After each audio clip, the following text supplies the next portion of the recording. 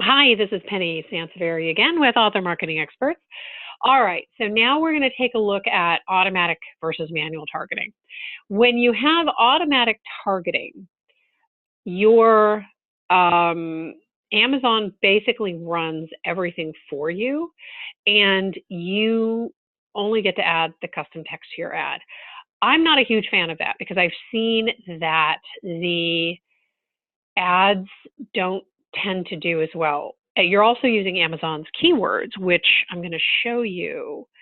So Amazon has, so here is Amazon's suggested keywords. A lot of authors, this is where a lot of authors make their mistakes. A lot of authors will just add all of these to their ads and run with those because they're like, well, look, I've got a whole bunch of ads, I've got a whole bunch of keywords in here, and this looks great, and book promotion, right for business, that sounds awesome.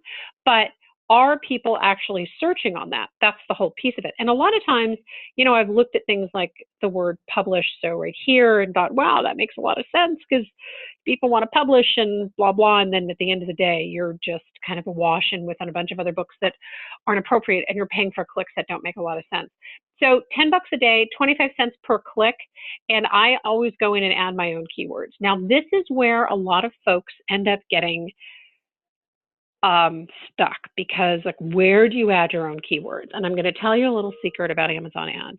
Amazon ads can be keyword based on pain points. So, for example, advertising and promotion.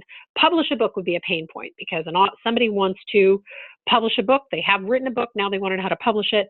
That's a pain point. That's where somebody needs your help, right? But that is not always the case. So you may want to add, you're going to do, like I said, you're going to do some research. I'm going to show you how to do that in just a second, or at least do a portion of that to get you started. Typically, what I like to do with regards to the Amazon ads is I like to do similar authors and similar genres. So let's say hypothetically that let's say this is your book. I am watching you. Super creepy cover. I love that cover. That cover alone makes me want to read the book, right? And also, of course, 5,300 reviews. But so I am looking at this book and I'm thinking, all right, so this is my book and I really want to get better ranking on it. And I am going to need to find authors that are similar to me in order to find those keywords because I'm going to use author names and book titles. And you're going to need 400 of these, so 300 to 400 keywords in order to make this work. You have got to cast your net very, very, very wide with Amazon ads. Now, if you've ever run Google ads, you know that that's not the case with Google AdWords. Will say, oh, use 20, AdWords. I mean, you really don't want to get too many because then you're paying for a bunch of stuff that you don't necessarily need or that isn't driving people to your website. You're just paying for clicks. Amazon ads, it's very different.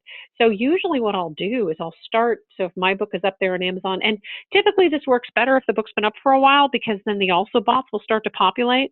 The customer's also bot list or the ribbon won't typically start until the book has been up for a while, and sometimes that can take 7 to 10 days for it to start to populate, and sometimes longer if you launch your book and you don't really do anything with it, which I know a lot of authors launch a book and then they're like, well, okay, what do I do now? So that also bought ribbon will take a little bit longer to populate.